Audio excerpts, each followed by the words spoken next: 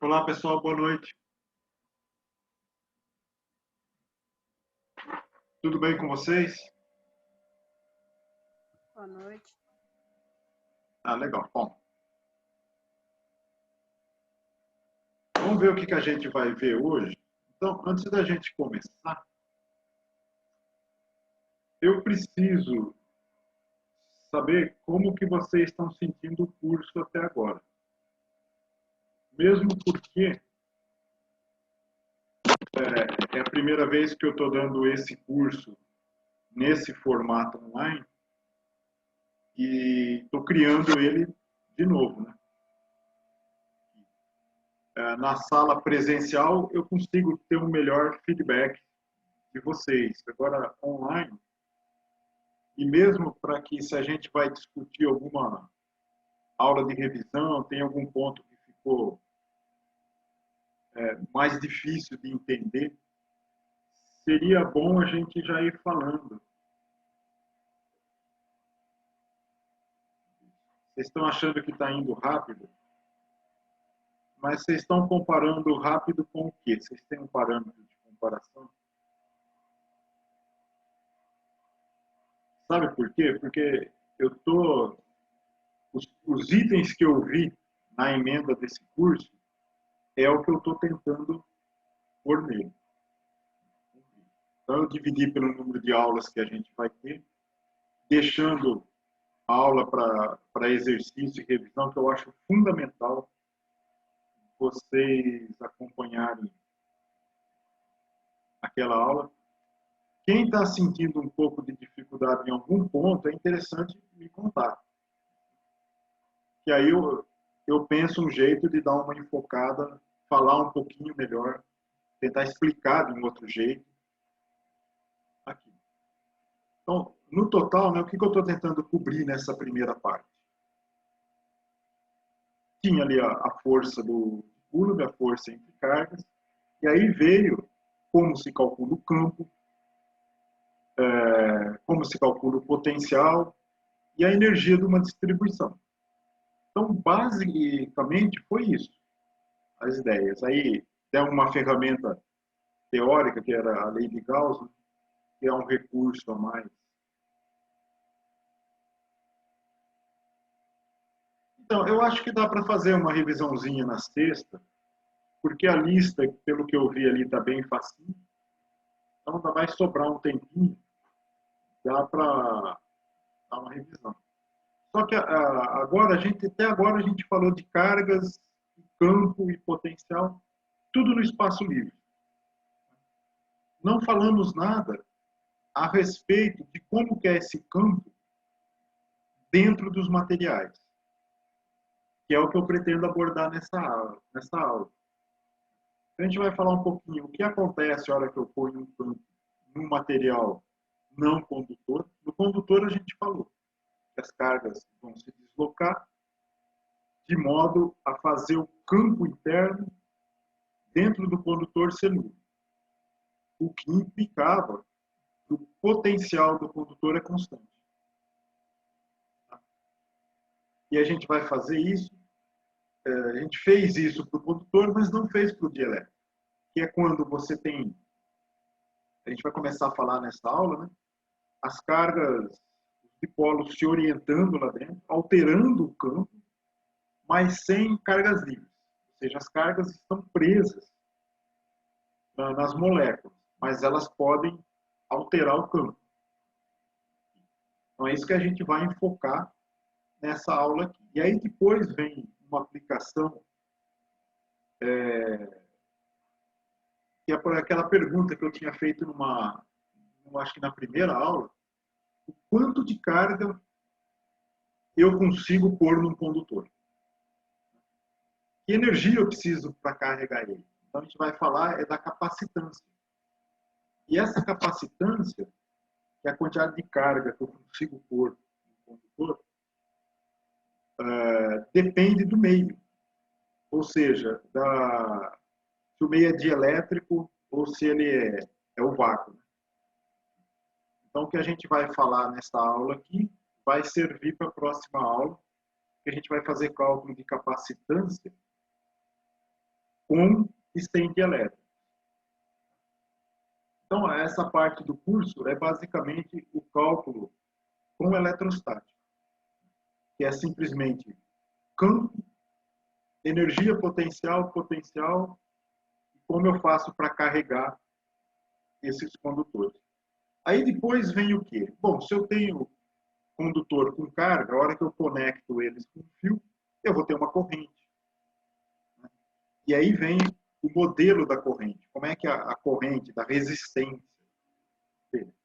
Então aí a gente vai ter já capacitor e resistência. Então já daria para discutir circuitos RC.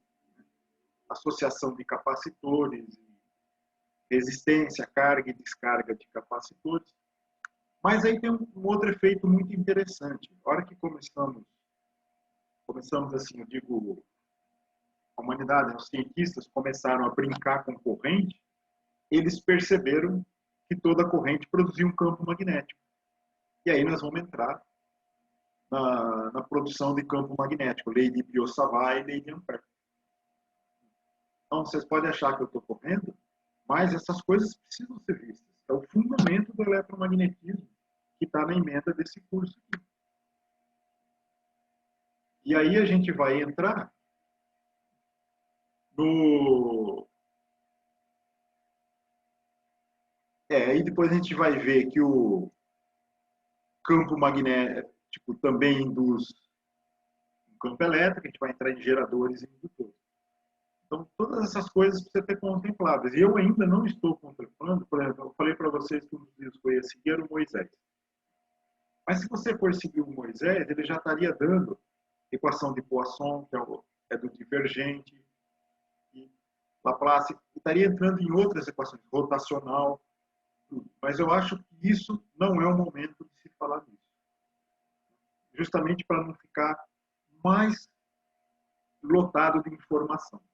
A gente vai ver tudo isso no último bloco desse curso. A gente vai ver as formas pontuais das 4 equações de Maxwell que a gente está vendo nesse curso. E na aula de hoje, a gente vai introduzir uma coisa muito importante no entendimento das 4 equações de Maxwell, como elas se completam, que é o campo de deslocamento elétrico. Eu já falei um pouquinho nele, mas eu vou falar de novo nessa aula aqui. Então,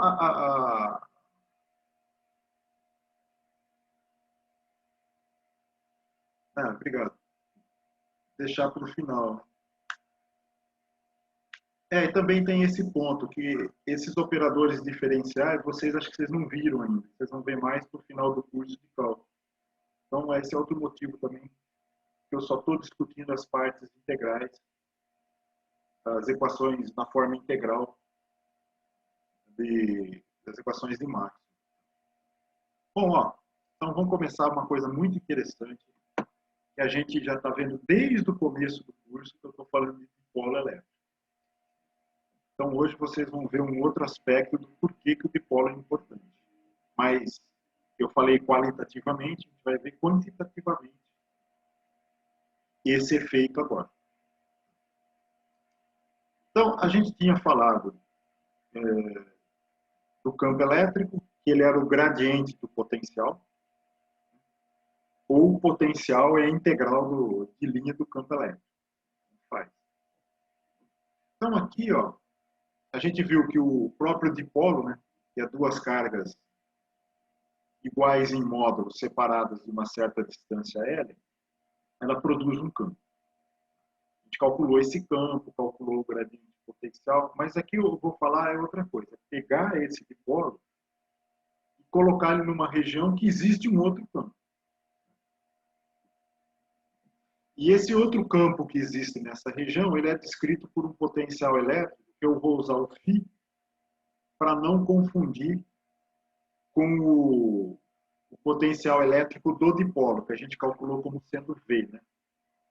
Então, esse potencial φ aqui é dessa região em azul que o dipolo está. Por exemplo, aí eu estou representando esse potencial superfícies equipotenciais. essas linhas aqui seriam uma superfície equipotencial, paralelas, igualmente espaçadas, que a gente encontra numa região que o campo é constante. Por exemplo, entre as placas de um capacitor. Até pus aqui o capacitor, não. Planos paralelos, com cargas opostas. A gente encontra essa situação de linhas equipotenciais paralelas, igualmente espaçadas, que implica no campo é constante. Então, se eu tenho o dipolo aqui dentro, nessa região, ele vai sofrer um torque e uma força. Nessa situação. E a outra situação que eu fiz aqui é uma região, vocês estão vendo que as superfícies equipotenciais estão aumentando a distância entre elas. Embora ainda sejam paralelas, na região que está o dipolo, mas significa que eu tenho uma variação do campo. O campo é sempre perpendicular às superfícies equipotenciais, mas ele está mudando em modo. Isso significa que em cada uma das cargas, o campo é um pouquinho diferente. Então, nesse caso, o gradiente do potencial não é mais uma constante. Ele vai ter um valorzinho ali. Então, para fazer essa descrição, eu vou fazer assim. Eu vou definir, eu não desenhei o vetor R aqui, porque essa origem é arbitrária. Eu posso pôr a origem em qualquer lugar, e a partir dela eu dou a posição da carga negativa. Então, estou pondo menos Q, uma posição R qualquer do espaço. E a carga positiva, ela vai estar nessa posição R mais o L. O vetor separação das cargas, que vai da carga negativa para positiva. É a posição da carga positiva. Então, acho que está bem claro isso aí, tá? Se tiver alguma dúvida, é só perguntar. Então, qual que vai ser o torque que esse dipolo vai sentir? Qual que é a definição de torque? É a posição do ponto de ação da força, produto vetorial aqui, com a força. Então, aqui a força na carga menos. Então, R é a posição da carga menos, o F menos é a força agindo aqui, e tem o torque na carga positiva. Seria a posição dela é o R mais o L vetor. Produto vetorial com a força mais.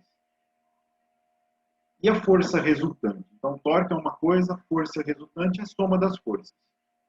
Então, vai ser a força sobre a carga menos mais a força sobre a carga mais. Então, aqui fica claro que vai ter uma diferencinha numa situação e na outra. Então, é isso que a gente vai discutir. Então, vamos ver o outro aqui. Se eu estou numa situação em que as forças... desculpa. A primeira situação em que o gradiente do potencial é constante, ou seja, o campo é constante, a força na carga menos é menos a carga do campo na posição dela, na carga mais é o valor, é o mais Q, na posição é R mais L vetor. Se o campo é constante, nessas duas posições ele vale a mesma coisa, é o mesmo valor. Então a somatória da força vai ficar menos Q mais Q vezes o campo, porque eu pus ele em evidência que ele é o mesmo nas duas posições. Então a força resultante é zero. Então se eu coloco um dipolo numa região em que o campo é constante, ele só vai sofrer torque. Ele só vai girar. Ele não vai, ou seja, ele vai só se alinhar com o campo. Ele não vai sofrer força para um lado ou para o outro. Vai tentar se mover daquela posição. Então aí vamos calcular o torque. Então, quanto que é? É o R, que é a posição da carga menos. Produto vetorial com a força na carga menos, mais o R mais L, posição da carga mais, produto vetorial com Q, que é a força na carga mais. Aí dá para ver que o R vetor vai cancelar com esse R vetor daqui, porque um é na carga menos e um na carga mais. Só vai sobrar o termo com esse L vetor aqui. Então, sobrando esse termo,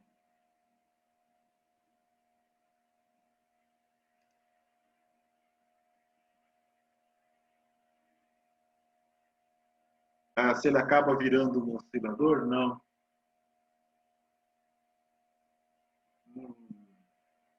Se ele tivesse completamente livre, eu não sei, eu não pensei nisso. Mas, em geral, se ele está no meio, ele tem atrito com alguma coisa. Então, ele não tem essa negócio de ficar oscilando ali. Mesmo se ele ficasse oscilando, a oscilação dele ia emitir radiação, que é um modo de perder energia.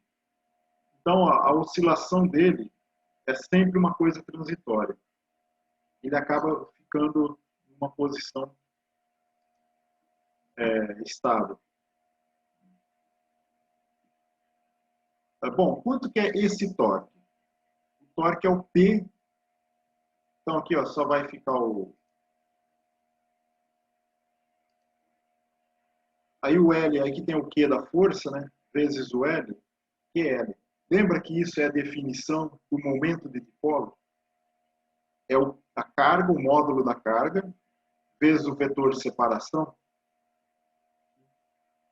Então, essa é a definição que a gente deu do dipolo elétrico, que é o Pzinho.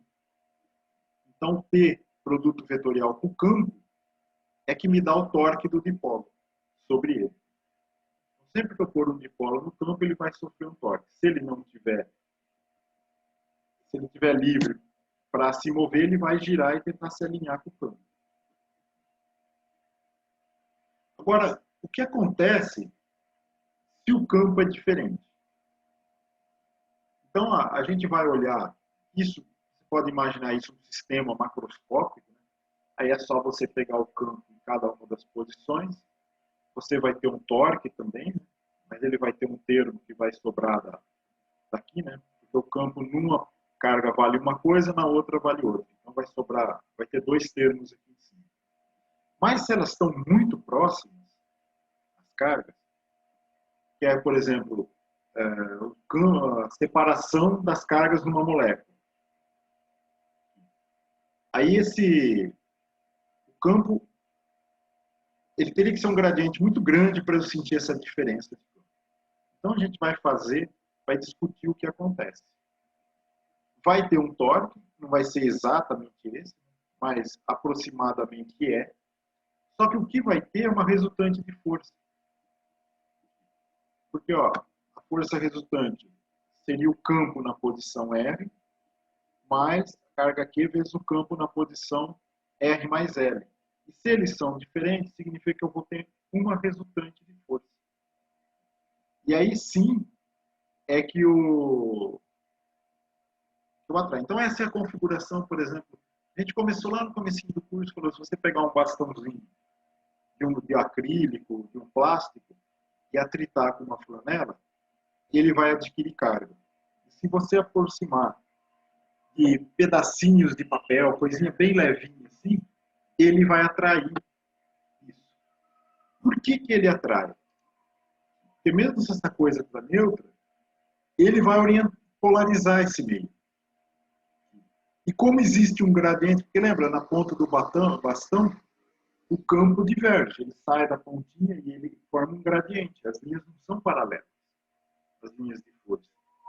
Então isso vai fazer com que nas extremidades do dipolo exista uma pequena diferença de força. E é isso que faz ele atrair esses pedacinhos de coisa.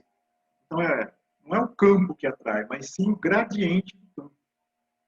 Isso é uma coisa que a gente fala superficialmente lá no começo, né?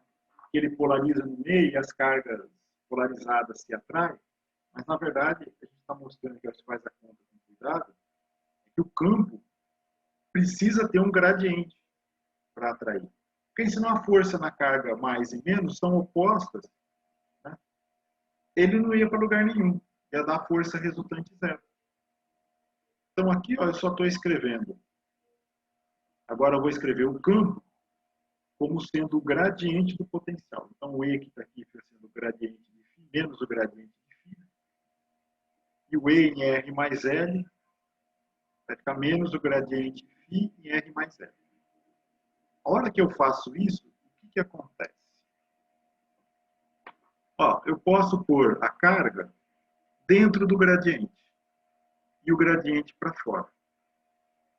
Agora, quanto que é a carga vezes o potencial? Carga vezes o potencial. Nas duas cargas, né? Isso é energia potencial. Então, é a energia potencial da carga mais menos a energia potencial da carga menos. Então, esse termo aqui dentro é a energia potencial do dipolo. E aí vai ter força se eu tiver o gradiente da energia potencial. Lembra? Vocês viram em mecânica isso. A força é menos o gradiente da energia potencial.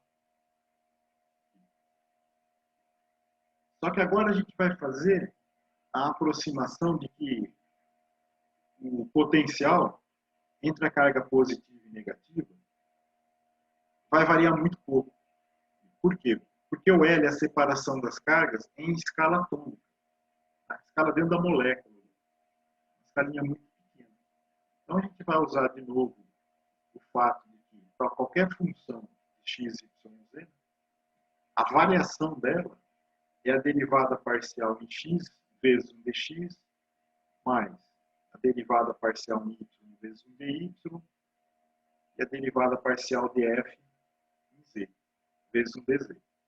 Então, isso é uma parte disso aqui, dá para escrever como sendo o gradiente de f, é a derivada parcial de f na direção x, de y na direção x e a derivada parcial de z na direção z. Então, esse aqui é o operador gradiente que eu já introduzi ele no outra aula. E o dr é um dx, dy, dz, mas quando eu escrevo dr, eu estou dando uma direção específica da variação, que vai depender da componente dx, dy e dz. Então, a variação total da função eu posso escrever com o df, vai ser esse elemento de deslocamento aqui, o dr vetor, produto escalar com o gradiente de f. Se você faz o produto escalar desse dr vetor com o gradiente, as componentes vão... O x dá 1 com x e dá 0 com y e z. Você faz isso aí, você vai ver que vai chegar nessa expressão aqui em cima. Então, eu posso escrever para qualquer função no espaço x, y, z, a variação dela é o dr vetor escalar com o gradiente da função. Tá? Isso é geral. Agora, se eu pego o dr vetor como sendo o vetorzinho separação entre as cargas do dipolo, o L vetor, e o F como sendo a função potencial, que é uma função escalar em x, y, z. Ou seja, em geral, no espaço tridimensional. Então, o φ, o potencial em R mais L, menos o potencial em R, é a variação do potencial, né? Ele vai ser o L vetor escalar o gradiente de φ, que é a mesma expressão de cima. E quem que é o potencial disso? Potencial é só multiplicar por Q, isso aí eu pus o Q em evidência aqui. Então, se eu multiplico isso por Q, eu vou ter o quê? O meu potencial. Só que, de novo, o Q vezes L, o L vetor aqui, é o momento de dipolo, é o Pzinho. E o gradiente de φ é menos o campo elétrico, na posição R. Então, a energia potencial do dipolo é o vetor, o momento de dipolo, produto escalar com o campo. Menos, tem um menos aqui. Então, o alinhamento do dipolo com o campo elétrico me dá a energia potencial que ele tem. Aí, se o sistema vai ser força ou não, se o gradiente disso daqui, ó, desse produto escalar, que é a energia potencial aqui em cima, não for nulo, significa que eu tenho uma força resultante sobre ele.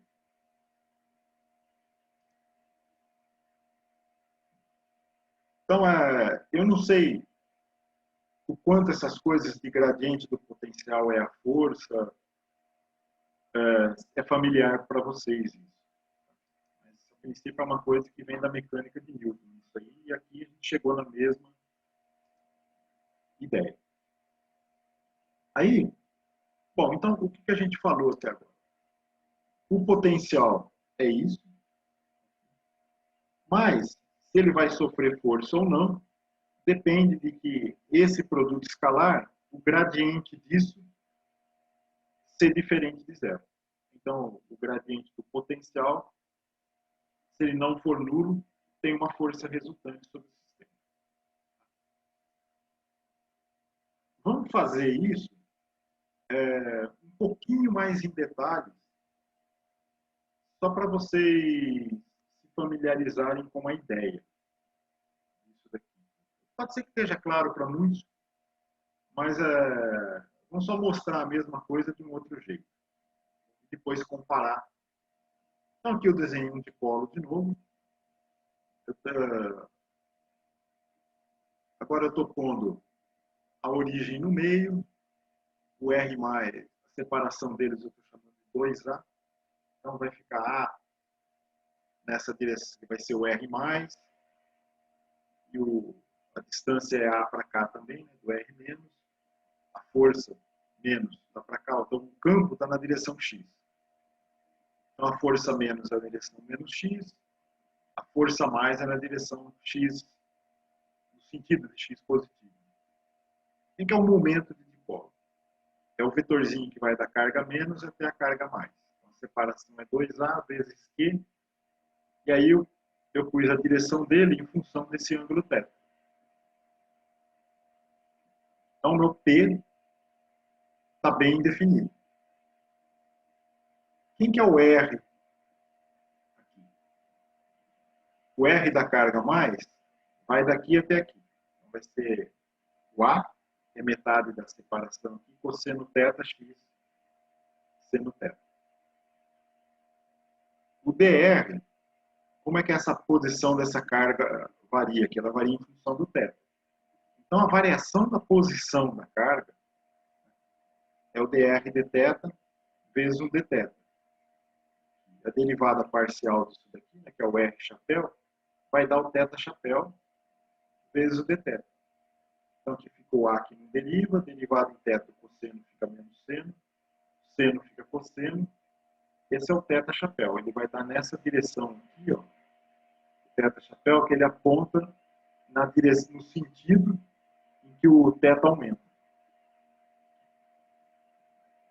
Então, o meu dr, ou seja, o deslocamento dessa carga, aqui em função do θ. Por que eu estou fazendo isso?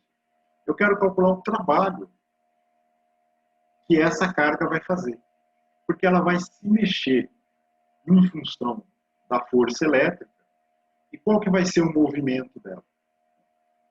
Ela tem aqui o dr vai variar, vai ser o A, θ chapéu dθ. Então, meu dl, só para não confundir, lá eu usei L como sendo a separação da carga.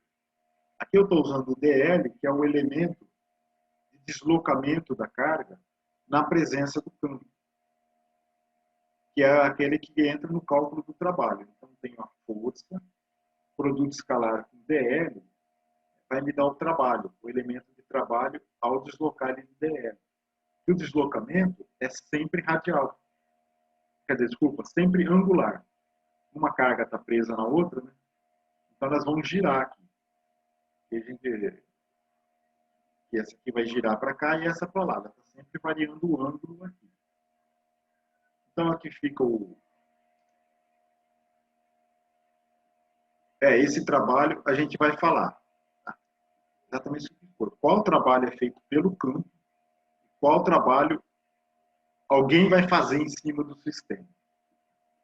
Esse trabalho é aquele que ela vai se mover, o deslocamento é no sentido do campo. Então, esse deslocamento no sentido do campo é o trabalho feito pelo sistema. É aquele trabalho que diminui a energia potencial do sistema. Então, aqui, ó, vai ficar o x vezes o θ chapéu, o A, que é QE, né? O E na direção x, produto escalar com A, dθ, θ chapéu. O x escalar o θ chapéu, sobra o menos seno. Então vai ficar o menos seno EA seno dθ, que é o x escalar vezes o θ chapéu. Tem um menos aqui fora também, que é o menos que vinha aqui no seno. Então, qual que é a variação do trabalho da carga, desculpa, a variação do potencial realizado pelo campo sobre o dipolo? Então, eu vou olhar primeiro da carga mais. Esse aqui vai ser menos o trabalho, vai ser menos esse valor aqui. Só que ele vai variar de quanto? Se ele estiver no θ0, ele não vai variar mais. Então, a variação total dele é ele vir, se ele estiver em π aqui atrás, ó, ele vai girar até aqui, na frente.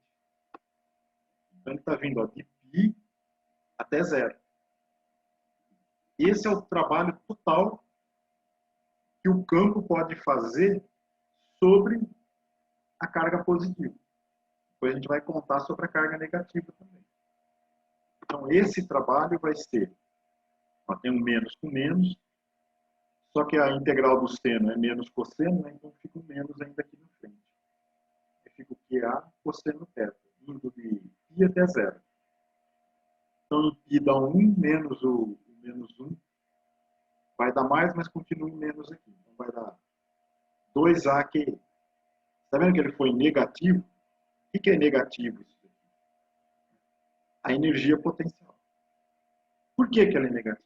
Porque quando a carga positiva estava aqui atrás, em θ igual a π, na presença do campo, ela tinha a energia potencial capaz de fazê-la girar. E então o trabalho do campo feito de polo é positivo, ou seja, ele realizou o trabalho, significa que ele consumiu a energia potencial que ela tinha para fazer o trabalho. Por isso que a energia diminuiu. Aí se eu faço a conta para carga menos. Carga menos estava aqui, ela estaria para cá, na posição R menos, que né, nessa escala do θ equivaleria a 2π. Então aqui é θ 90, 180, 270, 360, que é 2π. Então ela vai de 2π até π. Ela gira no outro sentido.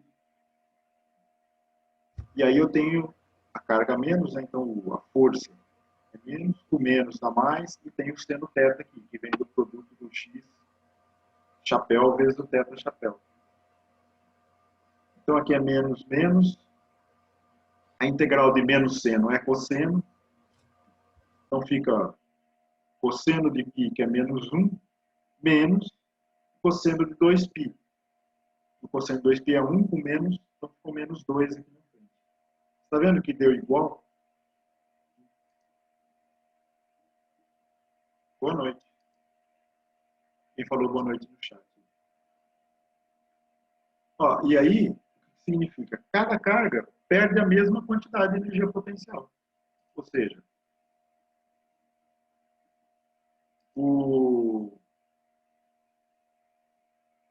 então o trabalho, a quantidade de energia potencial que ele tinha, quando a carga menos está aqui e a mais está aqui, a hora que ele se realinha com o campo, ele vai perder menos 2 com menos 2, menos 4 disso daqui. Então essa é a energia que potencial que ele tinha. É o trabalho que o campo realiza, menos a energia potencial. Então a variação total de energia potencial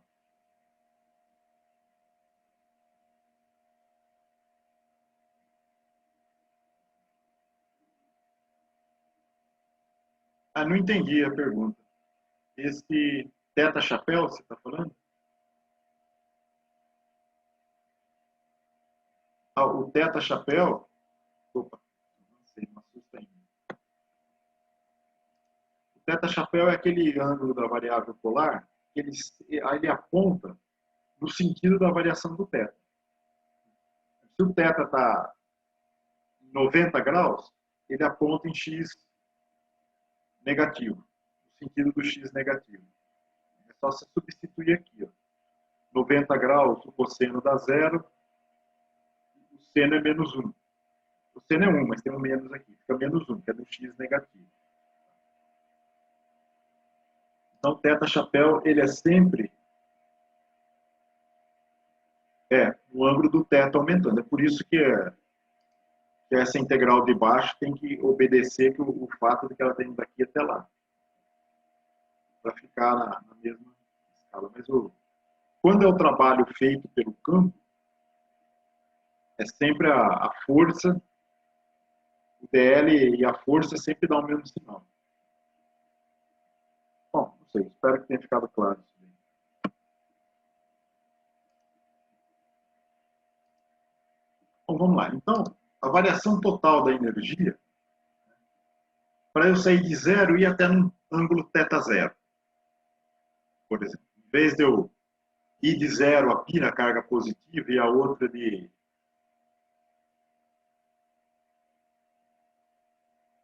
π a 2π, né? Eu paro num ângulo θ. Então, a carga positiva vai ser menos A, QE cosseno θ, de 0 até um θ0. E a carga negativa, ela vai variar de π até um π mais θ0. Só que agora, não é a força feita pelo campo, ó, entendeu? Agora eu estou vendo uma outra situação. Eu vou pegar ele de 0 e vou pôr em θ0. E aí a variação do potencial vai ficar isso aqui. Ó. A hora que eu substituo aqui e aqui, eu vou ficar que a variação do potencial vai ser 2AQE de 1 menos cosseno θ0. E aí vai de 0 até o θ0. Então, eu estou saindo o θ de 0, aí agora eu que estou fazendo o trabalho. Então, eu estou aumentando a energia potencial do sistema. Está vendo que ela deu positivo agora aqui? Ó? Então, se o θ0 for 0, não tem energia potencial nenhuma, que vai dar 0. Por quê? Porque ele está na posição de menor energia. E aí agora eu vou aumentar ele, eu vou variando um θ. E aí eu posso ir, então θ0, eu sei o quanto eu aumentei a energia potencial, e eu posso ir, agora sou eu que estou fazendo o trabalho sobre o sistema, tá? Não é o campo que está fazendo. Agora eu vou de 0 até π. O que significa? A energia vai aumentar 4 E aqui. Só que 4 E aqui é a mesma coisa que caiu antes. Vou voltar para a outra página. Está vendo que aqui é menos 2 aqui, menos 2 aqui, se eu somar dá menos 4. Então, é tudo que ela pode cair. E aqui eu estou aumentando do 0 até um θ0, e se esse θ0 for aqui, eu aumentei tudo que ele pode aumentar. 4, A, Q, E. Só que 2A é a separação das cargas, vezes o Q é o módulo do momento de dipolo. Então, tenho 2PE. Então, o trabalho máximo que o campo pode fazer é 2PE, e a maior quantidade de energia que eu posso pôr nele, que é virar ele ao contrário, até na configuração oposta ao trabalho que o dipolo quer fazer, dá a mesma coisa. Só que aí que está. O que nós obtemos? Que a energia potencial do dipolo é menos P vezes E, na hora que eu fiz aquela gradiente do potencial. O que isso quer dizer? Ó, compara com o de cima. Aqui, ó, se eu faço o produto escalar, o E está na direção X. E o momento de dipolo está escrito em função do ângulo θ. Se eu faço o produto escalar, só vai sobrar a componente x, que é o cosseno. E sobrou o menos, que está aqui. Então, nessa expressão do potencial que a gente encontrou lá, qual que é a referência? A origem, o ponto em que a energia potencial é zero, máxima e mínima. Os pontos são os mesmos. Mas por essa daqui, eu vou ter energia potencial mínima. É que quando o θ vale zero, isso aqui vai dar menos PE. E a energia potencial vai ser máxima quando ele valer π. Aí vai ficar menos com menos, vai dar PE. Então ele está variando de menos PE, que é o mínimo da energia potencial. Então, significa que ele chegou no mínimo. Significa que por ele não sai dali. Esse é o mínimo dele. Aí eu pego e ponho na condição, eu faço um trabalho sobre ele de 2PE. Então, se eu somar aqui 2PE, vai dar PE, que é a situação de maior energia potencial. Significa que é a situação que ele mais pode fazer um trabalho, que o campo pode fazer um trabalho, fazer ele girar. E a variação total é essa. E por que que θ igual a π sobre 2, ele dá zero?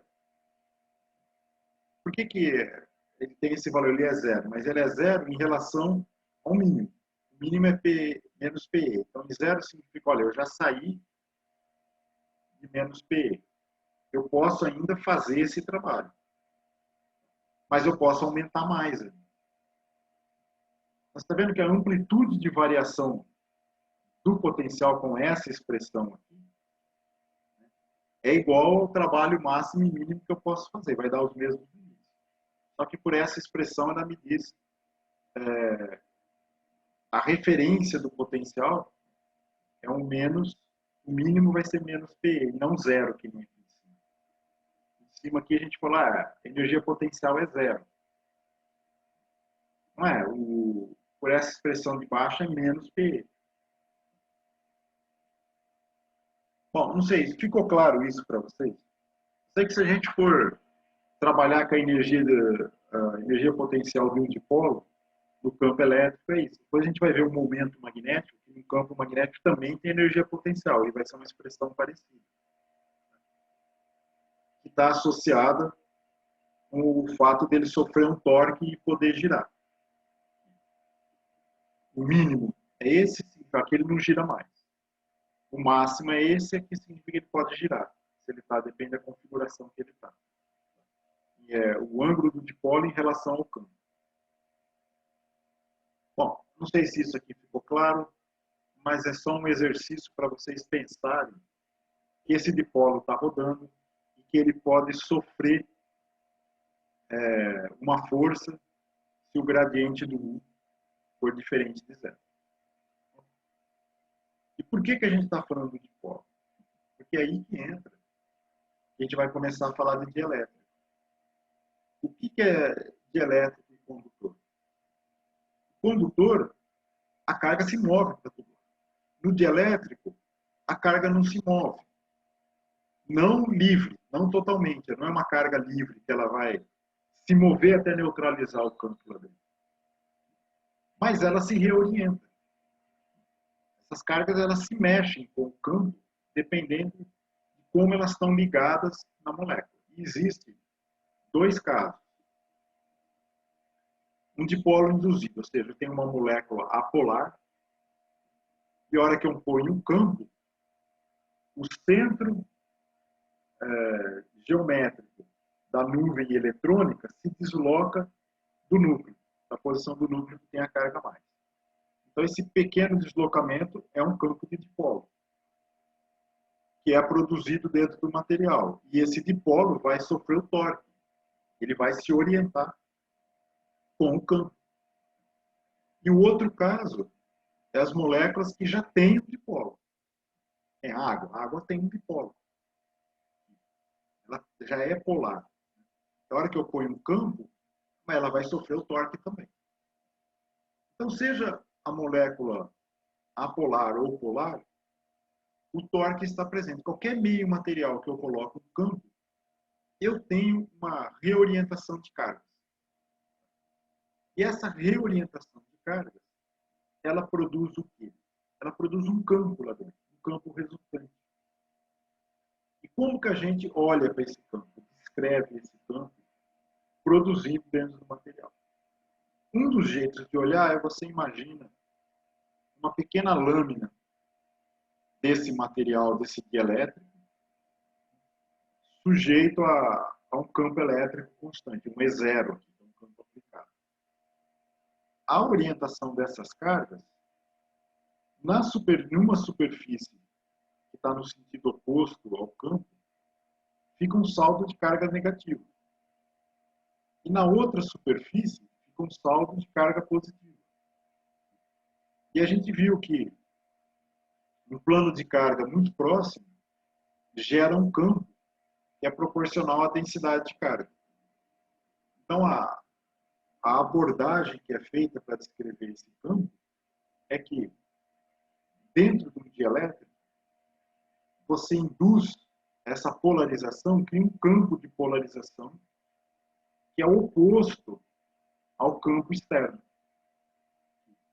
Que o campo lá dentro vai ser menor. Então, essa é a descrição geral. Quanto que vai ser esse campo? Nesse desenho que eu fiz, é simplesmente essa densidade superficial de carga de polarização dividido pela constante dielétrica. Que lembra o campo de placas paralelas, com sinais opostos, planos paralelos? Era simplesmente a densidade de cargas pela permissividade. Então, essa que é a descrição só que essa descrição ela dá origem a vários outros termos que eu vou apresentar para vocês agora.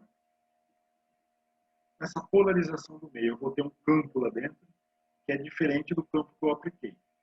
O E0 é o campo que eu estou aplicando, menos o campo devido à polarização do meio. Isso vai me dar que o campo da dentro vai ser menor que o campo aplicado. Um modo de descrever isso é simplesmente que o campo dentro do material é igual ao campo aplicado dividido por uma constante que é característica do meio. E essa é chamada de constante dielétrica. E ela é sempre maior que 1. Por que ela é maior que 1? Porque o campo lá dentro vai ser menor que o campo aplicado. Por que vai ser menor? Porque os dipolos se orientam de modo a blindar o campo. Eles criam um campo lá dentro que se opõe ao campo que eu estou aplicando. Quanto que é essa densidade ao campo? É aquilo que eu tinha falado. Você tem uma densidade de carga aqui, uma densidade de carga de polarização aqui. Isso aqui é uma distância muito pequena, né? Como se fosse o campo entre placas paralelas. Isso gera o campo que vai ser isso aqui sobre a permissividade. Só que aqui é a permissividade do vácuo. Tá? Por quê? Porque é como se toda a carga tivesse aqui e aqui dentro não tivesse nada. Tudo fica neutro. Todo o efeito da polarização eu represento nessa superfície, que a dimensão disso é a dimensão praticamente de um dipolo, né, para fazer isso aqui. Então tem a carga de polarização aqui, o campo que ela está produzindo. Só que agora eu quero descrever esse campo de polarização em termos do momento de dipolo induzido nas moléculas. Induzido assim, seja polar ou molécula polar, os dipolos estão orientados. Né? Então, induzir uma polarização, e eu quero descrever isso em termos do dipolo da molécula. Então, ó, aqui eu peguei uma molécula, aqui eu desenhei ela aqui. Ela tem um comprimento ΔL e uma área efetiva. Eu estou cobrindo essa superfície com essas moléculas orientadas, né? Ela tem uma área efetiva ΔA. Então, a definição que a gente tinha do momento de dipolo é a carga. Esse Qzinho é o quanto é separado por uma distância ΔL, que é a definição de momento de dipolo. Então, a carga de polarização, agora eu vou escrever ela em função do momento de dipolo. A carga de polarização é o momento de dipolo dividido pelo ΔL, que é o tamanho dele. A unidade do dipolo a gente já viu que é Coulomb vezes metro. A densidade superficial de cargas de polarização é o Q dividido pela área efetiva de cada dipolo. Se aí eu multiplico por ΔL em cima e embaixo, então eu vou ficar com o momento de dipolo em cima e por um volume aqui embaixo. Então, a densidade de carga de polarização, ela é o momento de dipolo das moléculas dividido pelo volume que elas ocupam. Ou, um outro jeito que eu vou mostrar depois, é o número de polos por unidade de volume. Então, esse aí dá a definição desse P maiúsculo aqui. Ele tem um nome, né?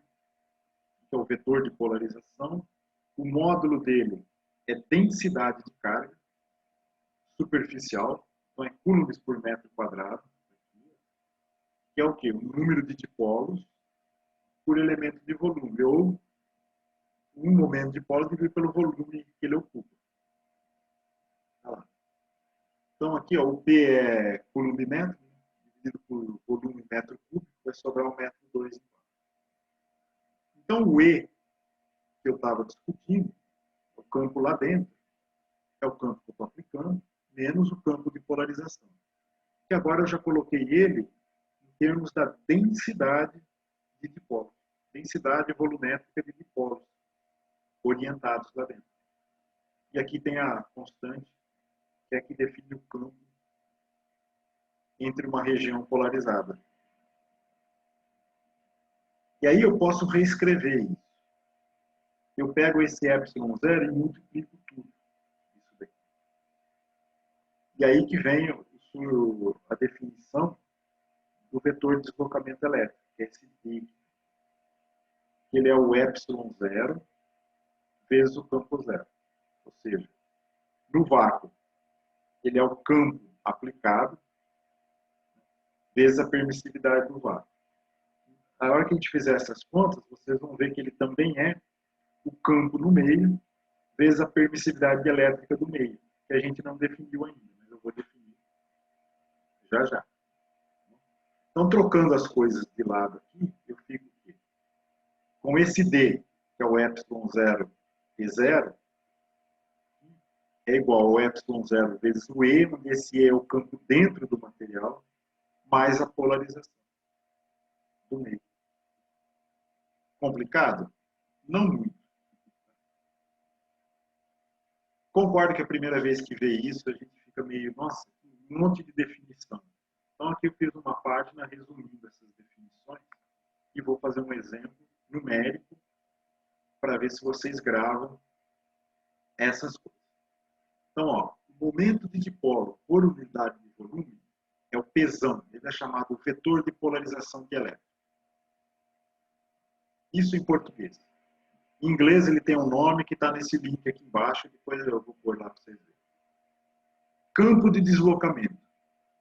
É o D, que é a definição dele. D é igual ao ε0E, então é permissividade do vácuo, vezes o campo elétrico no meio, mais a polarização do meio, que é o campo, é a densidade de dipolos,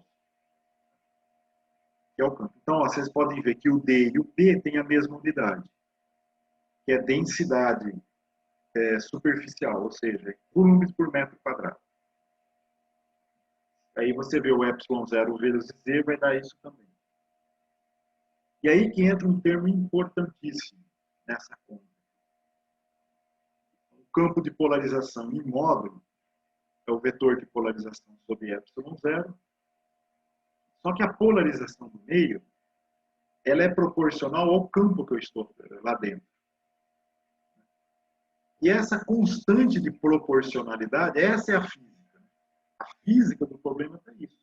A hora que eu tenho um campo dentro do meio, eu polarizo o meio. Então, essa polarização eu posso definir por uma constante.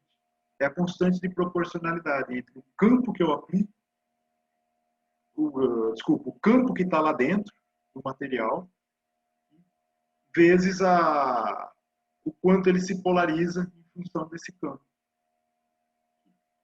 E essa constante que aparece aqui, eu posso escrever o P em função dela, né?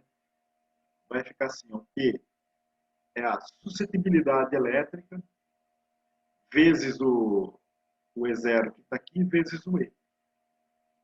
Então, por que as coisas estão definidas desse jeito? Porque se eu substituo isso aqui, ó, tá vendo? Eu vou ter o ε0E também. Então vai ficar 1 mais a suscetibilidade vezes o ε0e. E agora sim, a física toda está aqui, ó. Essa suscetibilidade, que é o quanto o meio se polarizou em resposta ao campo lá, define a constante dielétrica, ou a permissividade relativa. Então, a permissividade relativa ou constante dielétrica é a mesma coisa. E é isso aqui, ó, 1 mais xz. Então, aquele K que muda o campo fora e dentro do dielétrico, que também pode ser o εr, que é a permissividade relativa, depende do livro que você vai ler, você acha uma nomenclatura ou outra. É 1 mais essa constante de proporcionalidade que diz a polarização do meio.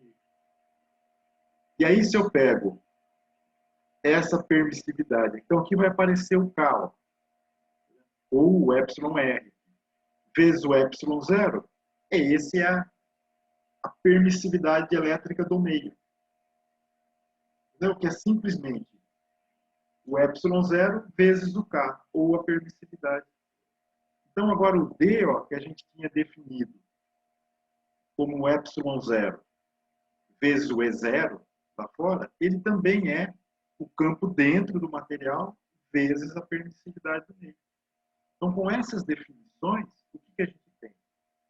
Uma vez que você sabe o campo, não importa que meio você está, e você sabe a permissividade elétrica dele, o campo D é uma coisa que você pode calcular ele num meio ou no outro, ele vai ser a mesma coisa. Ele não muda. Tá? Fora que eu passo de um meio para o outro. Só existe uma situação que ele muda, e aquela que eu já discuti numa aula brevemente, que é quando, na interface entre os meios, eu tenho uma densidade de cargas reais. Eu sei que isso está vago, mas essa aula é para vocês sedimentarem o conceito. Então, vou fazer bastante exemplos para vocês não ficarem boiando nisso. Antes de entrar nesse exercício aqui, eu vou usar esse link aqui, tá?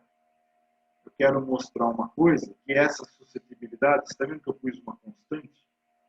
Essa suscetibilidade, então está falando o quê? Que a polarização no meio é linear com o campo. Isso nem sempre é verdade. Depende do material. Então, eu vou parar de compartilhar isso aqui e vou compartilhar essa página do Wikipedia. Aqui, ó, é a suscetibilidade elétrica. Então, ó, o vetor de polarização dielétrica, em inglês fica Dielectric Polarization Density, que é a densidade de dipolos. Então, eles usam exatamente essa definição do D, que é o E0E mais o P, o E0 de 1 mais XZ, aqui é na aproximação linear. O campo de polarização é proporcional ao campo aplicado, ao campo lá dentro do material. Então, aqui está igualzinho, depois vocês podem ler isso aí com calma. O que eu quero chegar nisso aqui, ó. Não linear suscetibility. Ou seja, a aproximação que a gente está descrevendo, introduzindo para vocês, é essa aqui, ó. Então, a polarização do meio, devido a um campo que surge lá dentro, é proporcional, é dado por si. Só que quando o campo é muito forte, você tem outros termos. Porque imagina, eu apliquei o campo lá dentro, as moléculas se orientaram. Eu posso aumentar o campo, não vai aumentar a orientação dela. Então, esse sistema, eu posso pôr o valor de campo que for que não vai alterar nada, mas não é assim. As ligações moleculares, a hora que eu ponho um campo muito forte, elas podem sofrer alteração. Não é, o valor do dipolo pode mudar em função do campo. E isso é descrito com termos sucessivos, em diferentes ordens. Então, isso dá origem a materiais não lineares, ótica não linear, que tem aplicações interessantes. Isso daí, uma delas, ele fala aqui, em algum lugar ele falava, deixa eu ver se eu acho. que são materiais de ótica não linear, que têm aplicações em lasers, ó, em ótica não linear, e leva a efeitos como geração de segundo harmônico, ou seja, você joga luz no material de uma cor e ela sai de outra. Só que aí tem processo de transição atômica, tal, que vocês não viram ainda. Vai depender da frequência da onda, tudo. Então, um exemplo simples que dá para mencionar disso é a dependência da frequência. Né? Por exemplo, se você joga o campo com uma certa frequência, você oscila o campo com uma certa frequência, ele pode estar mais perto da oscilação natural do dipolo, e você leva um processo de ressonância. Então você tem uma interação muito maior do campo com o meio. E nas outras ele não interage, ele simplesmente é transmitido pelo meio. O caso típico disso é a frequência do micro-ondas na água. Então você pega, você altera o campo, faz ele oscilar na frequência de micro-ondas, a suscetibilidade elétrica da água, ela entra em ressonância ali e dá uma absorção enorme de energia. Ou, só que você vai para o visível, a água é transparente. Você não vê o mesmo efeito. Isso é um efeito da frequência com que você alterna o campo no meio. A gente vai ver isso em Física 4, mais em detalhes. Ok? Então, vamos voltar ao exercício que eu estava falando lá. Então, vamos tentar sedimentar esses conceitos com um exercício simples. Então, eu pego aqui o DDP, diferença de potencial de 5 volts. Então, eu pego uma placa de condutor. Elas estão separadas de 10 milímetros e coloco um material dielétrico com constante dielétrica ou permissividade relativa 2,1. E para isso aí a gente quer calcular o valor dos campos de polarização, campo elétrico e campo de deslocamento elétrico, dentro e fora. E a suscetibilidade elétrica do material. A suscetibilidade elétrica sai daqui, ó, dá para ver diretamente. Se isso aqui, o K o R é 2,1, aqui é 1, a suscetibilidade elétrica é 1,1. Isso aí é fácil de ver. Agora vamos ver os módulos do campo. E depois, qual o número médio de dipolos por metro cúbico, se 10 a menos 29 coulombs metro é o valor de dipolo elétrico médio das moléculas. Então aqui ele está dando um valor do dipolo molecular. Esse número é muito pequeno e é característico de uma molécula. Pensa bem, molécula tem dimensão de âmbito. Coulomb, um elétron, é 10 a menos 19. 1,6 vezes 10 a menos 19. Se eu separo ela de um âmbito, vai dar 10 a menos 29 coulomb por metro. Então, é um valor típico de dipolos moleculares. Então, vamos fazer essas contas aqui. Ver se ajuda vocês a entenderem esse tema.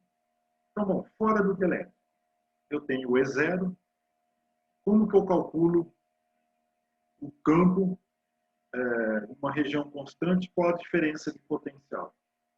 Bom, eu pus 5 volts, vezes a distância, isso equivale à diferença de potencial, né? É o campo vezes a distância que ele percorreu, como ele é constante, aquela integral do potencial é menos a integral do campo vezes o percurso. O percurso ele é constante no percurso, o percurso é 0,01 metros, que era os 10 milímetros. Então, aqui eu pus em metro, aqui é 5 volts. Então, é um campo de 500 volts por metro, que tem dentro do capacitor, entre as placas, sem o dielétrico. O D, quanto que vale? Lembra que o D não importa aonde eu estou? Se eu souber o campo e souber a permissividade elétrica, é só fazer o produto. Então, eu sei o campo fora, eu sei a permissividade elétrica do vácuo, que é fora do dielétrico, é só fazer o produto. Então, vai dar o epsilon zero é 8,85 vezes 10 a menos 12 coulomb voltmetro. Vezes, aqui tem vários jeitos de expressar ele. Expressei em voltmetro. Coulomb voltmetro. Aí se eu multiplico 500 volts por metro, então vai ficar metro quadrado embaixo, volt cancela com volt e vai ficar coulomb. Coulomb por metro quadrado. Lembra que eu falei que o D e o P têm unidades de densidade superficial de carga, ou seja, de coulomb por metro quadrado? Então, dá para ver daqui que ele sai. E o valor vai dar 4,4 vezes 10 a menos 9 coulombs por metro quadrado. E esse é o D. Agora, dentro do dielétrico, meu E vai ser o E0 vezes a permissividade relativa, que era 2,1. Então vai ficar 2,38 volts metro. É simplesmente dividir pela permissividade relativa, ou constante dielétrica. Aí, o D dentro vale a mesma coisa? Vale, ó. O E dentro é isso aqui, esse E, que é o E0 sobre ER. O E lá dentro, a permissividade dielétrica do meio, é a permissividade relativa vezes o epsilon zero. Então, você cancela a permissividade relativa aqui, vai ficar o epsilon zero é zero. Então, encontrar isso daí é fácil. Então, quanto que é a permissividade relativa? Era 2,1, então XZ vai ser 2,1 menos 1, 1,1. A densidade de dipolos é o XZ, epsilon 0 E. Aí que tá, agora entra o E, que é esse E aqui, ó. E aqui é o epsilon 0. É isso que não pode confundir. Tá? Porque isso aí vem da definição desses campos aí. Aí a suscetibilidade elétrica vezes o epsilon 0 vezes o E, que é o E0 sobre ER. Então, dá para pôr aqui 1,1, o ER é 2,1, aí fica o E0, o epsilon 0 vezes o E0, que é o D. Então, vai ficar esse valor aqui, vezes 1,1 dividido por 2,1. Aí isso aqui vai dar o P. O que significa o P? Essa que é a segunda. Precisa lembrar disso para achar o número de dipolos. O que é o P? É o número de dipolos por unidade de volume. Então, ele deu um Pzinho. E a gente calculou o P. E o NV é simplesmente o Pzão sobre o Pzinho. KNV, o Pzão, que é esse aqui que a gente calculou, dividido pelo Pzinho, que vai dar isso. Então, ó a densidade de polos quanto vai dar.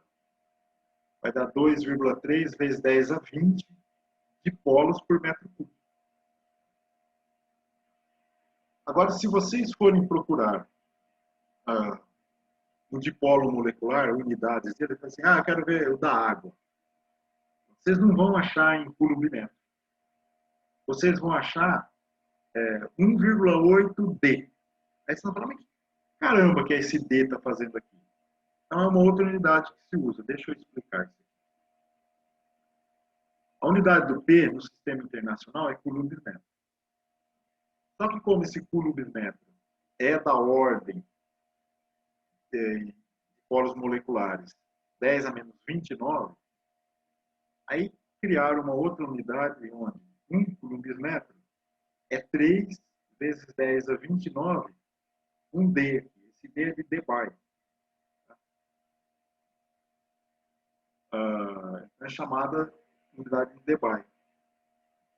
Então, por exemplo, esse dipolo que foi dado, que era 10 a menos 29 coulomb metro, na verdade, é um dipolo de 3 Debye. É assim que ele se encontra. Então, já que eu falei da água, o da água é 1,8 Debye. Você divide por 3, dá 0,6 vezes 10 a menos 29 coulombs por metro. Sacaram? Bom, ó, eu acho que eu falei bastante coisa. Não sei o quanto vocês estão conseguindo acompanhar. Por favor, qualquer continha que vocês não entenderam aqui, me perguntem. O que essas definições desses campos, o que é o D, o que é o P, o que que é suscetibilidade.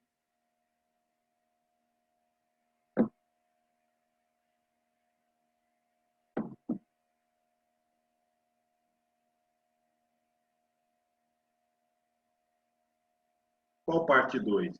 Ah, essa é a resposta 2? Ah, obrigado por perguntar. Se alguém não entendeu, vamos falar mais devagar. Está vendo que a pergunta dele aqui, ele deu simplesmente duas informações. Ele deu a diferença de potencial entre as placas paralelas, a separação delas. Com isso aqui, eu vou calcular o campo entre elas, sem o dielétrico. Mas aí tem o dielétrico, tem uma constante 2,1. Então, com isso eu vou calcular o quê? O campo elétrico, lá dentro, o campo de deslocamento e o pesão aqui. Está vendo? Eu vou ter o campo de deslocamento, o campo elétrico e o P. Então, isso daqui eu vou tirar quanto que é o P. Ou daqui, né? Eu tiro o P. A definição do P é o número de polos por unidade de volume. Então, uma vez que eu tenho P, eu sei calcular o número médio de dipolos por metro cúbico quando o valor do dipolo molecular é dado. E ele deu aqui. Então, ele falou que esse dielétrico, as moléculas dele, o dipolo elétrico médio das moléculas é isso aqui. Isso aqui não significa que ele é o total da molécula, mas ele representa a quantidade com que eles foram capazes de se orientar com o campo. A quantidade que se orientou com o campo. Então, a resultante do momento de dipolo molecular alinhado com o campo, ele tem esse valor aqui. E aí, como eu vou conseguir determinar o P, que é o número de dipolos por volume, eu consigo calcular quanto o número médio de dipolos por metro cúbico, para a unidade de volume. E é isso que eu estou fazendo no 2. Então, aqui, eu calculei o P usando a suscetibilidade elétrica, que é simplesmente a constante elétrica menos 1, o ε0 vezes o campo dentro do material. O campo dentro é o ε0 pela permissividade relativa, que é 2,1. Então, o XZ é 1,1, o ε é 2,1, aí ficou o E0 e o ε0, que é o quê? O D que eu calculei aqui em cima. Então, é só substituir os valores, eu tenho o P. E aí o item 2 é isso. O P, a definição dele, é o número de dipolos moleculares por unidade de volume. Se eu sei o número de dipolo, o valor do dipolo molecular, é só dividir o P por ele que eu vou ter o número de dipolos por volume. E é isso que eu fiz aqui. Ajudou eu explicar de novo isso?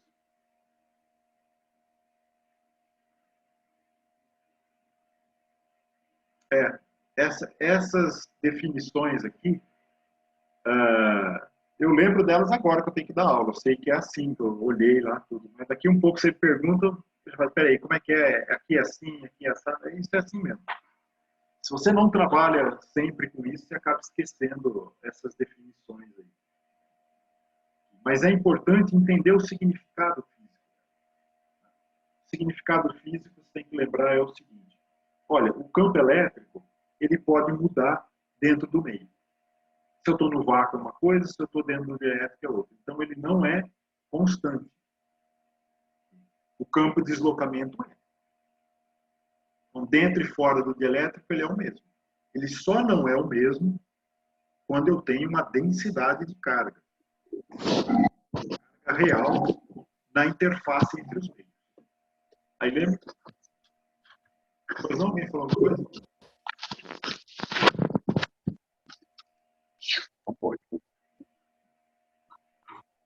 Oi?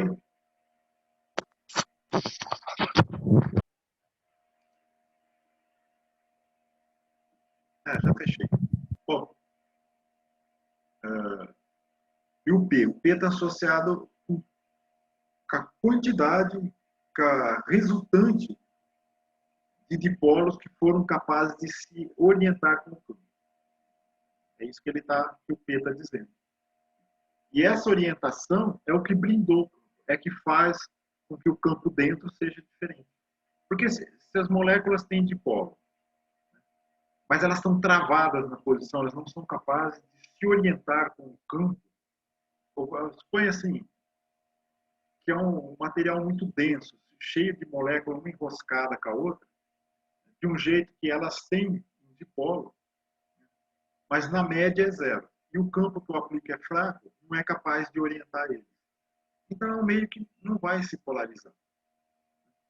Ele vai se comportar como se fosse o vácuo. Ele é completamente transparente ao campo eletromagnético. Ele não vai mudar o valor dele. Então é isso que vocês têm que lembrar. O D está associado somente com as cargas livres, que é o que eu vou mostrar no próximo slide. O E muda e o P só existe dentro do dielétrico. Bom, para ficar claro esse negócio do P e do D, vou fazer o seguinte. Olha. Então aqui eu tenho uma região com um dielétrico, assim, azul. Aqui.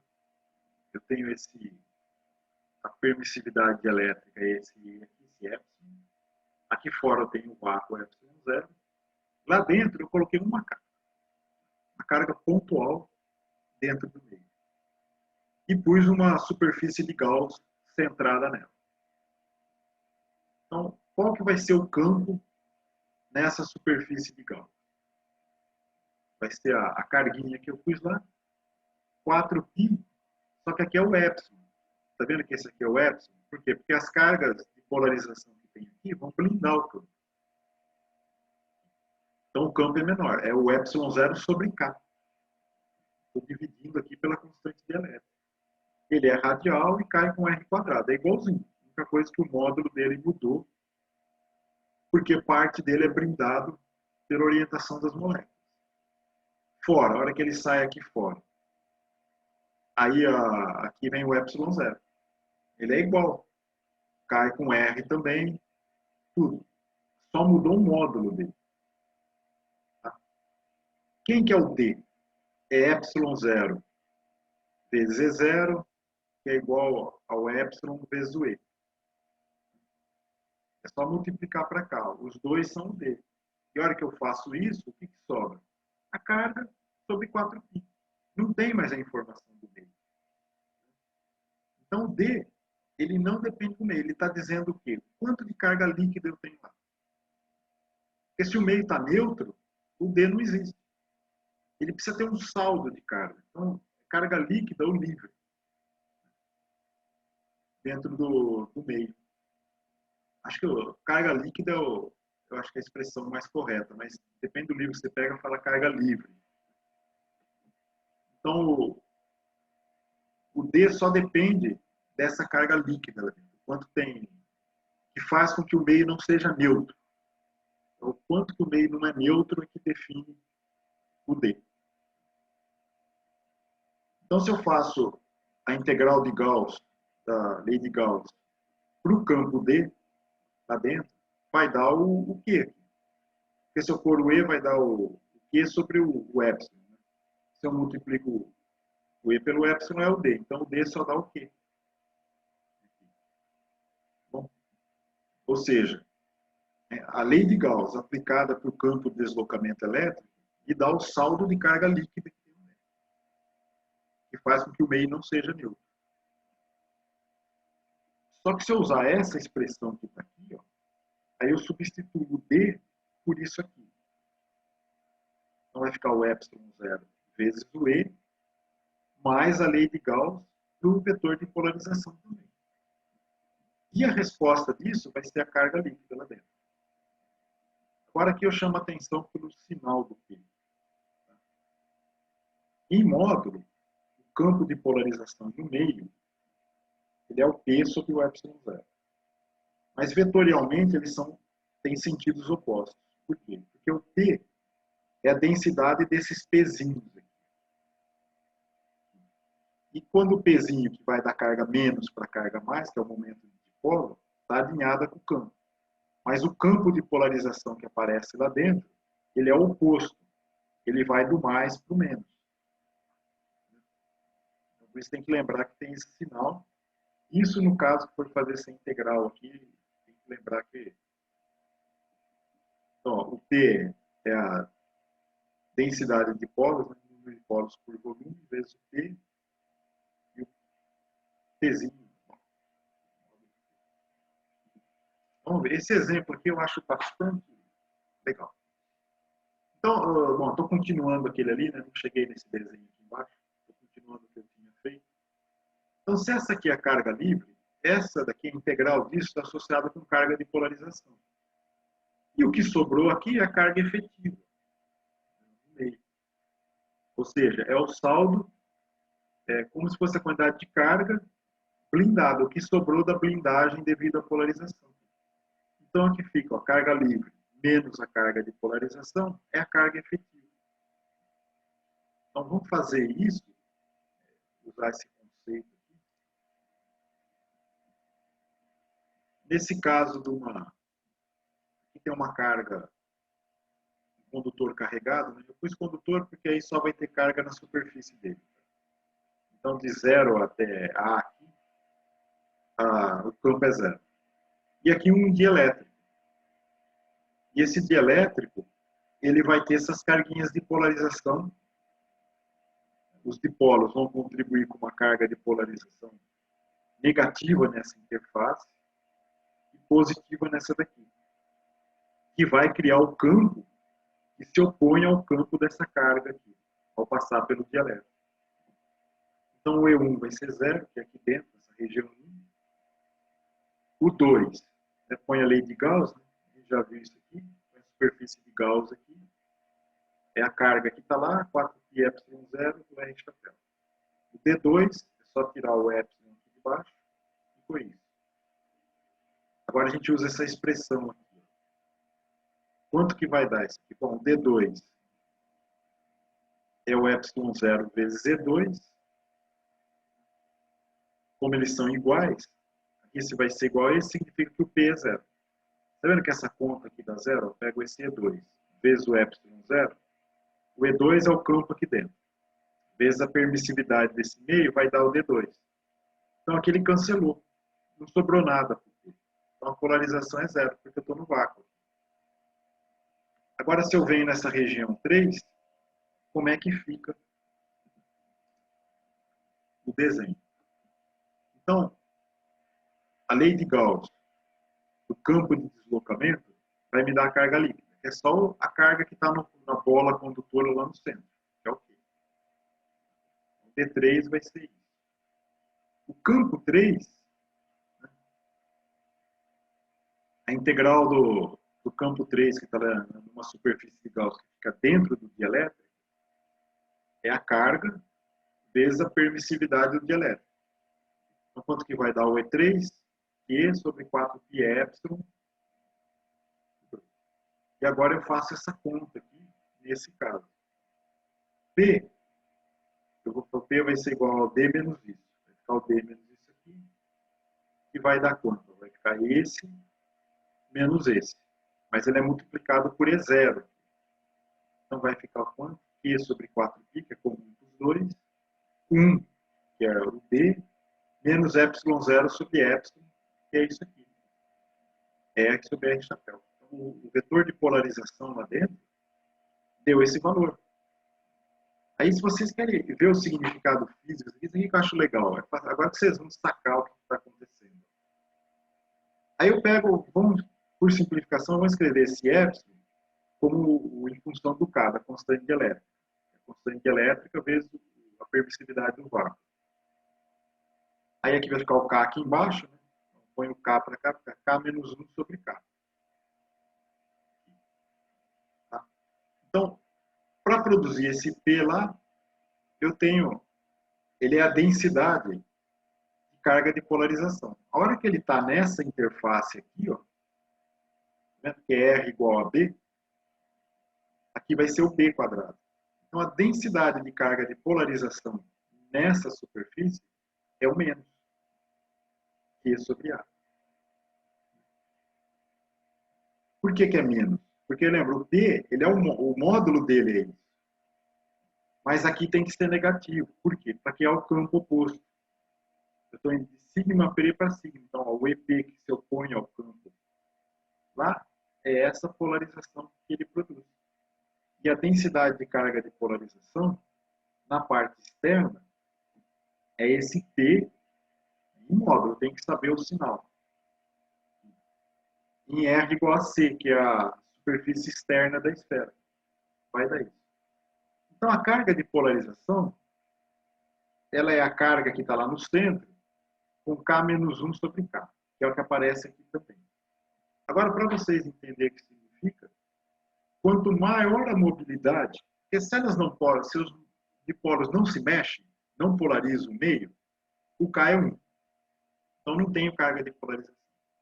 Quanto mais móvel forem as cargas, mais o meio é capaz de se mobilizar, maior é o K. Agora, se você pôr o K infinito, ele vai representar o quê? Ó, se o K é infinito, esse 1 vai desaparecer, K sobre K vai dar 1. A densidade de carga de polarização dentro é a carga total. Ela blindou a carga que está aqui. Por quê? Porque aí vai ser um condutor. Que a carga, que o campo dentro vai ser zero. Então, esse cara está dizendo quantas cargas do meio são capazes de se polarizar, ou seja, de se separarem para blindar o campo. E no caso do condutor, ele é infinito. E aí você tem o Q, se ele é infinito aqui, isso aqui vai dar 1, né? A carga de polarização é a carga. Lembra que a gente fez o exemplo da esfera condutora com uma casca condutora? Né? O campo dentro do condutor é zero. Significa que as cargas se movem para blindar o campo totalmente. Então, essa carga que seria de polarização é a quantidade de carga distribuída na superfície interna é a que é necessária para blindar essa daqui. E o K diz isso, quanto que é essa blindagem, quanto eu sou capaz de blindar o campo lá dentro. Esse que é o K. Então, o que vocês precisam ter em mente? É um dielétrico, eu vou ter as moléculas se arranjando de modo a tentar blindar o campo. Quanto que elas são efetivas em fazer essa blindagem do campo lá dentro? É dado pela constante dielétrica. Tá? Espero que tenha ficado claro. Se não ficou, eu coloquei mais uma coisinha para a gente discutir aqui. Que é um exemplo análogo, só que eu estou pondo aquele caso que a gente tinha visto do capacitor de placas paralelas, capacitor não, duas placas paralelas produzindo um campo paralelo entre elas, um campo constante entre elas, e eu coloco um pedaço de dielétrico. Que a gente vai ver isso aí em capacitância. Quanto que muda a capacitância de um arranjo de condutores quando tem dielétrico e quando não tem. Então aqui, ó, ele tem uma distância D, tem uma área A, essa placa aqui, eu estou colocando uma quantidade de carga Q nessa placa. Então, a densidade de carga vai ser Q sobre A nessa placa. Qual que é a densidade de carga de polarização na superfície do dielétrico? No sentido do lado onde o campo externo vem, fica o menos, e no outro fica a polarização mais. Então, a gente usa essa relação, né? O D é igual a ε0E mais Q, campo dentro e fora do dielétrico, os campos, né? D, E e P. Fora é o sigma sobre ε0, duas placas paralelas, o sigma é Q sobre A, então é isso aqui. O D é ε0E, qualquer lugar, vai ser simplesmente a densidade de carga. Se eu multiplico por ε0 aqui, vai ficar só Q sobre A. É o sigma, o D está na direção X sobre A. Quem que vai ser o P? O D menos essa parte aqui. Vai dar zero fora. Tá? Se eu multiplico pelo epsilonzinho aqui, vai cancelar. Aqui vai ser o epsilon zero, porque eu estou fora, nessa região aqui, fora do dielétrico. Vai dar zero. Dentro do dielétrico, quanto que é meu I? É o epsilon zero sobre K, que é a constante dielétrica aqui. É kappa, né, na verdade. Letra grega kappa. Então fica sigma sobre epsilon zero sobre kappa. Kappa vezes o epsilon zero é o E. É o epsilon. Então vamos lá. O D é o epsilon E, vai ser sigma. O P vai ser o D menos epsilon zero. Desculpa. O P do D menos o epsilon zero E vai ficar o sigma 1 menos epsilon zero sobre epsilon. Vai ficar de novo K menos 1 sobre K. Essa é a carga de polarização, a densidade de carga de polarização em cada uma das interfaces, que é a polarização do meio. Só que esse P aponta na direção do Pzinho, mas o módulo dele dá a quantidade de carga de polarização em cada interface, só que de um lado negativo e do outro lado positivo. Essa é a quantidade de carga para produzir esse campo. O campo lá dentro, que o E0 menos o campo vai dar esse E aqui. Complicado? Bom, coloquei um resumo para a gente discutir tudo que a gente viu agora. Vocês lembrarem e poderem olhar. Bom, o torque sobre um dipolo é o vetor de dipolo, o momento de dipolo elétrico, produto vetorial com o campo. A energia potencial é o U menos P escalar E. Vetor de polarização dielétrica, ou densidade de dipolos. É o número de dipolos por unidade de volume, vezes o valor de cada dipolo molecular, e momento de dipolo. O N é dipolos moleculares Pzinhos por volume V. A unidade no sistema internacional do momento de dipolo é C vezes metro, mas se encontra normalmente dado em unidade de Bar.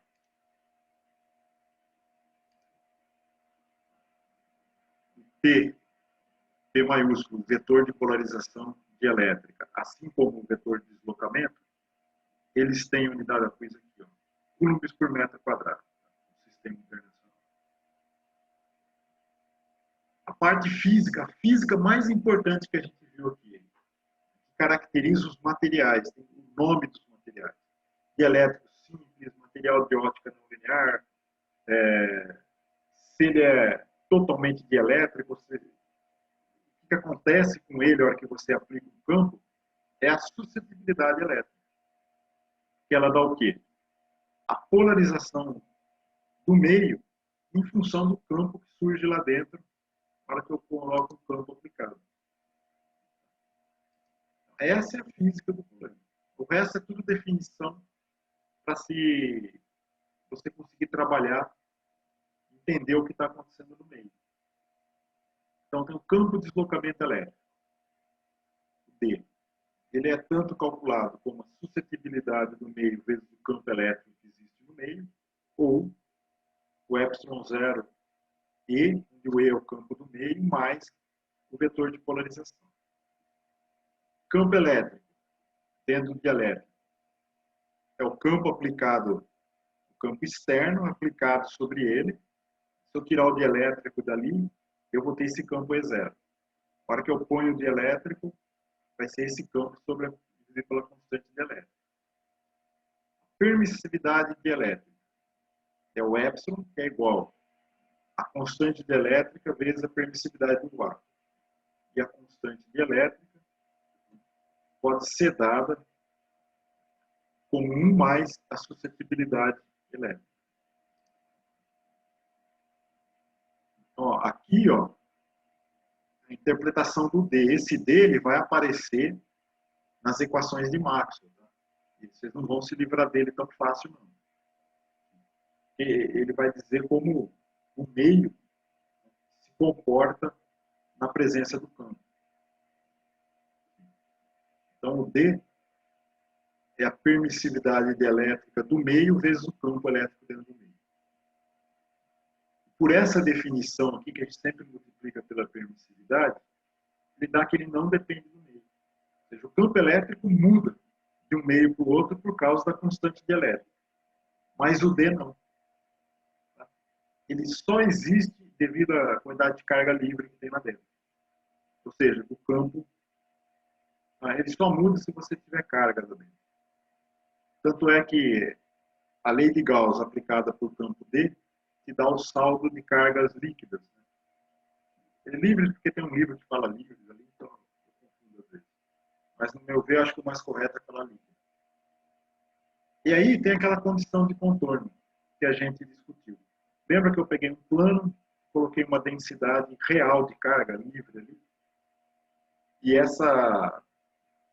esse campo na superfície, né, próximo da superfície, ele produz um campo que é perpendicular à superfície e é igual à densidade de carga na superfície dividido pela permissividade.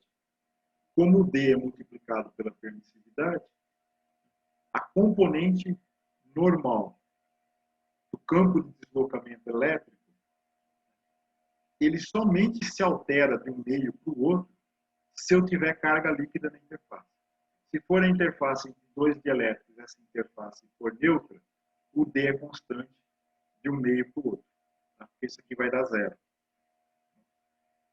Então, esse é um resumão da ópera da aula de hoje. Esse conceito vocês precisam saber. Não que eu vou cobrar isso do jeito que está, com todos os detalhes que está aqui. Nem dá, né? Teria que fazer só uma prova sobre isso. Mas vocês precisam ouvir falar disso. Por quê? Porque no curso de física, ou em física aplicada, ou em áreas da física, que mexem com meios materiais e interação com luz, né? E isso você tem que saber isso aí. Você joga um laser no meio, como é que esse meio se comporta? Quais as propriedades que vai ter? Você precisa saber essas definições que está lá e o que acontece no meio. Então, essas são as principais definições que tem. Para a aula que vem, o que eu quero que vocês lembrem? Eu coloquei isso aqui porque quando resolver uma aula de exercício na sexta-feira, eu vi que eu não enfatizei uma coisinha que foi usada no exercício. Eu vou enfatizar aqui que a gente vai usar isso já no comecinho da aula que vem. Ó, energia potencial. Uma distribuição de cargas discretas. Bom, eu sei que a energia potencial entre duas cargas é o produto das cargas dividido pela separação delas. Se eu tenho um monte de cargas e eu faço essa somatória 2 a 2, que vai ser a energia potencial do sistema. Se eu vario o índice aqui de 1 a 10, aqui de 1 a 10, se eu tiver 10 cargas, a conta vai dar o dobro. Então, eu coloco no meio aqui. Só que isso eu poderia escrever assim. Eu pego a carga aí e tiro dessa somatória, deixo ela aqui fora. E faço só essa somatória. O que essa somatória vai me dar? Ela dá o potencial que as cargas produzem na posição dessa aqui. Para isso ficar mais claro, vamos escrever isso uma forma de uma distribuição que tem tanta carga que eu não consigo quantificar uma a uma. Então, mas eu consigo descrever com uma densidade volumétrica de carga. Então, a somatória em QI vai para uma integral em dq. E a somatória em J, eu vou chamar de uma integral em dq'. E a quantidade de carga, que é esse dq aqui, é dado pela densidade volumétrica de carga na posição R, vezes o elemento de volume. Aqui, ó, notem, eu não sei se vocês já viram isso antes, com certeza vocês vão ver em outros cursos. Aqui, em vez de eu pôr um dV, unidade de volume, eu pus um D3R. Isso aqui quer dizer um elemento de volume na variável que corresponde a esse R, aqui, em torno desse R vetor aqui. Tá? E aqui eu pus um DR linha 3, né, que é um elemento de volume em torno do R'. E eu estou fazendo essa mudança do elemento de volume, chamando de D3R e DR linha 3, aqui, ó. Não, desculpa, falei errado. DR ao cubo e DR linha ao cubo. Para não confundir com o DV o V do volt. Por isso que eu estou fazendo isso. Não ficaria V e aqui ficaria um DV. Ia dar confusão. O V eu vou deixar para volts e o elemento de volume vai ficar um DR ao cubo. DR linha ao cubo. Tá claro? Não é difícil. Então, aqui, essas integrais eu posso trocar por isso. E o RJ que estava aqui vai ser a diferença entre as posições do elemento DQ e do DQ', que é o R e o R'. Então, a energia que estava aqui, a hora que eu troco isso daí, ficaria o DQ, aqui, que corresponde a essa somatória em QI. A integral em DQ', que corresponde a essa somatória em QJ, dividido pela separação das posições. Isso fica mais claro na hora que eu escrevo em função da densidade de volume. Então, eu estou pondo o DQ, vai dar o ρ na posição R, vezes o DR3, que é o elemento de volume em torno do R. E agora que eu pus entre parênteses, para isolar esse termo que estava aqui. Quem que é isso aqui? Então, se vocês olharem as notas, né, essa é exatamente a fórmula que a gente usou para calcular o potencial na posição R. Que é o quê? Olha, aqui está o DQ', né? E aí ele está na posição R', e o potencial que ele produz na posição R é isso aqui. É dado por essa expressão. Então, essa integral que está aqui, que eu pus entre parênteses, nada mais é que o potencial da distribuição no ponto R. Então, essa expressão aqui, ou seja, um potencial, a energia potencial de uma distribuição é 1/2 da integral da densidade volumétrica de cargas vezes o potencial que essa distribuição produz nela mesma, vezes o DR3. Foi essa expressão que a gente usou. A Rafael usou, acho que no exercício 7, para calcular o potencial, a energia para se formar uma distribuição esférica com densidade de carga uniforme. É essa expressão. E a gente vai usar ela na próxima aula para calcular a energia armazenada no capacitor. É exatamente ela que a gente vai usar. Então, vocês tentem entender ela, se sintam familiares com ela, vejam o exercício 7 da lista que foi resolvido, para ver um exemplo de aplicação dela. A gente vai usar ela diretamente para calcular a energia numa distribuição de distribuições de cargas, só que agora vai ser energia quando eu ponho uma bateria e eu acumulo carga. A expressão da energia do capacitor sai dessa expressão. Tá bom? Bom, é isso, pessoal, que eu tinha falado para vocês hoje. É mais, eu acho que o conceito físico não é muito difícil de entender. O ruim é esses vetorzinhos, o nome de cada um, o que eles significam, como é que usa.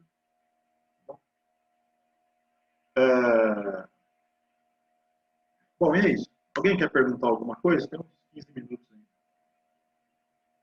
Bom, então tá. Se vocês não tiverem mais perguntas, boa noite para vocês. Obrigado pela atenção. Espero vê-los, ouvi-los, na quarta-feira à noite. E até mais. Obrigado pela aula, professor. Boa noite. Falou, cara. Boa noite. Obrigado a você.